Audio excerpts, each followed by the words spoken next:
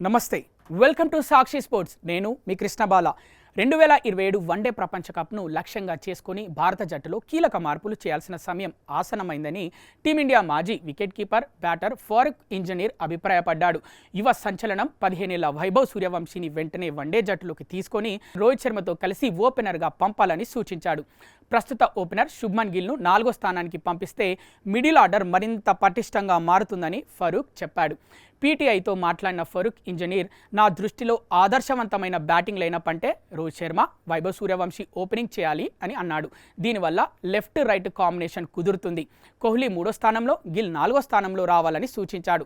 గిల్ ఓ class player. ప్రస్తుతం జట్టులో అత్యుత్తమ బ్యాటర్ అతనే.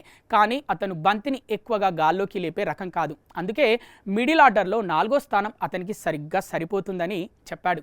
సూర్యవంశీ లాంటి బ్యాటర్ ఓపెనింగ్ చేస్తే ఫీల్డ్లోని గ్యాప్స్ను చక్కగా ఉపయోగించుకుంటాడని వివరించాడు. ఇటీవల జింబాబ్వేతో ముగిసిన సిరీస్లో 2 అర్ధ సెంచరీలతో 151 పరుగులు చేసి player of the series award గెలుచుకున్న వైభవ్ సూర్యవంశీని వన్డే జట్టులోకి తీసుకోవడానికి ఇదే సరైన సమయమని ఫరూక్ ఇంజనీర్ అన్నాడు. వన్డే, టీ20 ఫార్మాట్లకు ప్రజలు ఎందుకంత తేడా చూస్తారో నాకు అర్థం కాదు. సూర్యవంశీకి ఆత్మవిశ్వాసం ఉంది. అతను మ్యాచ్లు గెలిపిస్తాడు. మంచి ఆరంభం ఇస్తే మిగతా బ్యాటర్లు ఇన్నింగ్స్ నిర్మించడానికి తగినంత సమయం దొరుకుతుందని చెప్పాడు.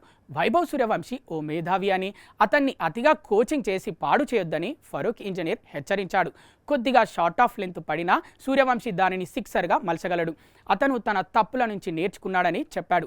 వెస్టిండీస్ దిగ్గజం వివ్ రిచర్డ్స్ కూడా ఇలాంటి వాడేనని, తాను చూసిన అత్యుత్తమ బ్యాటర్ వివ్ రిచర్డ్స్ అన్నాడు.